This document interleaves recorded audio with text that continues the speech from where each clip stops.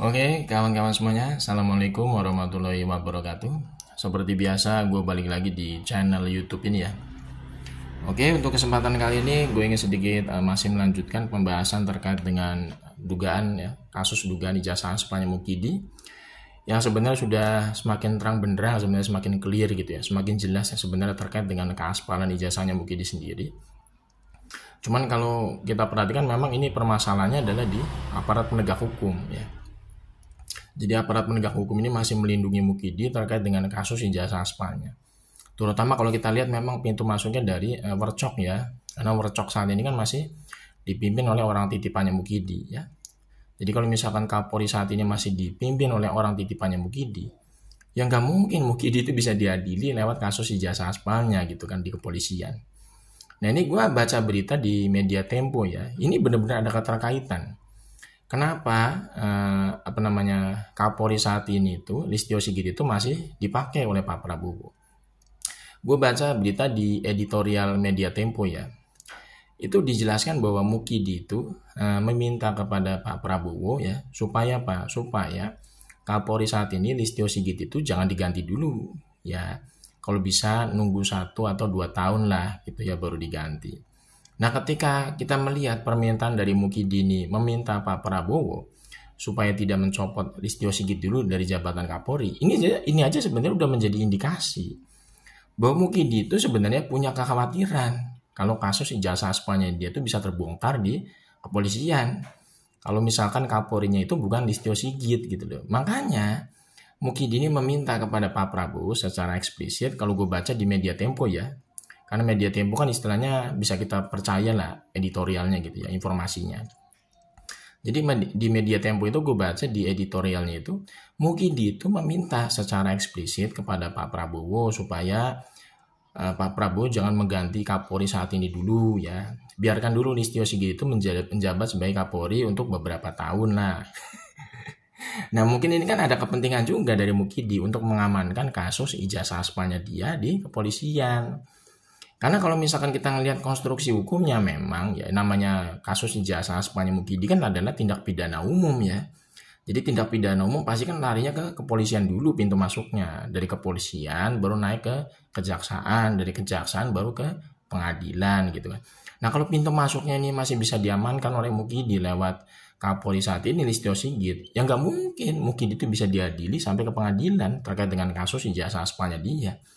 Karena apa? Karena ya pastilah ya namanya Kapolri titipannya Mukidi nggak mungkin lah bawaan-bawaannya itu istilahnya dalam tanda kutip ya istilahnya mau bersikap jujur terkait dengan proses penegakan hukum terkait dengan kasus ijazah aspalnya Mukidi. Pasti bawaan-bawaannya ngikutin Kapolrinya gitu kan ya. Makanya nggak heran kemarin ketika lab uji forensik yang diumumkan oleh pihak Dirtipidum ya itu sama sekali persis dengan apa? Dengan dugaan kita semua bahwa nggak mungkin Baris Krim Polri itu akan menyatakan bahwa Mukidi itu ijazahnya aspal, nggak mungkin. Karena apa? Karena memang Kapolrinya saat ini masih dijabat oleh orang titipannya Mukidi. Otomatis kalau Kapolrinya itu adalah orang titipannya Mukidi, pasti kan ke bawah-bawahnya ya Polda Metro, Baris Krim itu juga pasti akan dalam tanda kutip itu akan mengikuti arahan dari Kapolrinya gitu kan ya. Yang nggak mungkin mengadili Mukidi terkait dengan kasus ijazah aspalnya. Jadi memang ini ada keterkaitan sebenarnya kenapa Mukidi ini meminta kepada Pak Prabowo supaya tidak mengganti dulu Kapolri saat ini untuk beberapa tahun ke depan gitu kan. Ya karena Mukidi ini punya kepentingan juga, ada konflik of interest juga gitu kan terkait dengan apa? Penanganan kasus ijazah aspalnya dia di kepolisian. Nah kalau misalkan Pak Prabowo mengganti orang yang baru gitu ya, istilahnya Pak Prabowo punya keberanian mengganti Kapolri saat ini dengan orang yang baru, orang yang jujur dan orang yang punya integritas. Gue yakin pasti hasil lab uji forensik di Baris Krim Polri itu terkait dengan ijazahnya Mukidi itu pasti berbeda cerita. Kalau misalkan Kapolri saat ini Listio Sigit ini diganti oleh Pak Prabowo dengan orang yang baru, dengan orang yang punya kejujuran, orang yang punya integritas gitu ya. Gue yakin ya hasil lab uji forensik di Baris Krim Polri itu pasti akan berubah 180 derajat. Yang kemarin menyatakan bahwa ijazahnya Mukidi itu identik, pasti bisa dirubah itu nanti. Hasilnya uji forensiknya lebih terbuka, lebih transparan ya. Gue yakin pasti istilahnya bisa mengatakan bahwa Mukidi itu ijazahnya aspal kalau misalkan Kapolrinya diganti. Karena apa? Karena kalau misalkan Kapolrinya saat ini diganti dengan orang yang lebih jujur, orang yang punya integritas gitu ya. gue yakin ya hasil pengujian dari lab uji forensik Baris Krim Polri itu pasti akan lebih terbuka, lebih transparan juga.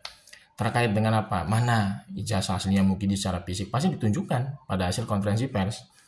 Kemudian juga terkait dengan hasil uji karbon, uji usia tinta, uji kertas, kemudian uji validitas tanda tangan, uji cap stempel ya. Itu nanti akan bisa dibuka, ibaratnya bisa dibuka semua oleh pihak Baris Krim Polri. Jadi ada yang namanya keterbukaan gitu ya, ada yang namanya transparansi publik. Asalkan memang Kapolrinya diganti dulu gitu loh, Kapolrinya diganti dulu. Karena kuncinya memang di Kapolrinya gitu kan ya. Kalau misalkan Kapolrinya saat ini masih dipimpin oleh atau dijabat oleh orang titipannya Mukidi, ya kita nggak bisa berharap banyak dari kepolisian. Istilahnya untuk apa? Untuk melakukan penegakan hukum secara jujur terkait dengan kasus ijazah aslinya Mukidi.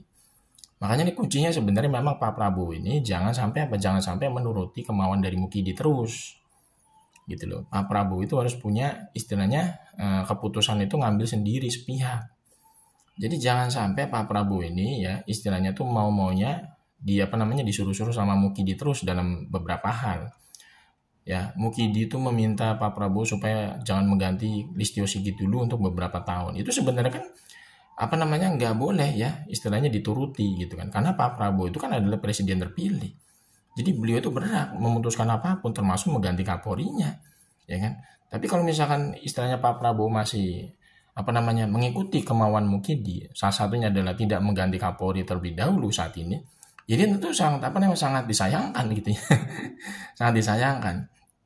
Padahal sebenarnya ini kan menjadi kunci utama sebenarnya untuk menyelesaikan kasus ijazah aslinya Mukidi ini secara terang benderang. Karena memang ya kalau misalkan Kapolri saat ini masih dijabat oleh orang titipannya Mukidi, ya nggak mungkin bisa dibongkar lah kasus ijazah aslinya Mukidi di kepolisian. Jadi kasus ijazah aslinya Mukidi itu pasti akan ngambang terus, nggak ada kejelasan. Padahal fakta-fakta di lapangan itu sudah banyak sekali yang menunjukkan bahwa Mukidi itu pasti ijazahnya aspal ya. Kalaupun dia bisa nunjukin ijazahnya itu di hadapan publik maupun di pengadilan, pasti ijazahnya aspal, nggak mungkin asli. Kalau kita ngelihat riwayat akademiknya aja itu penuh keanehan. Kemudian perjalanan pelaksanaan KKN-nya itu juga berbeda tahun ya. Pihak dari Tipido mengatakan bahwa Mukidi itu melaksanakan KKN pada tahun 1983. Tapi Mukidi sendiri ngomong katanya dia baru melaksanakan KKN pada awal tahun 1985.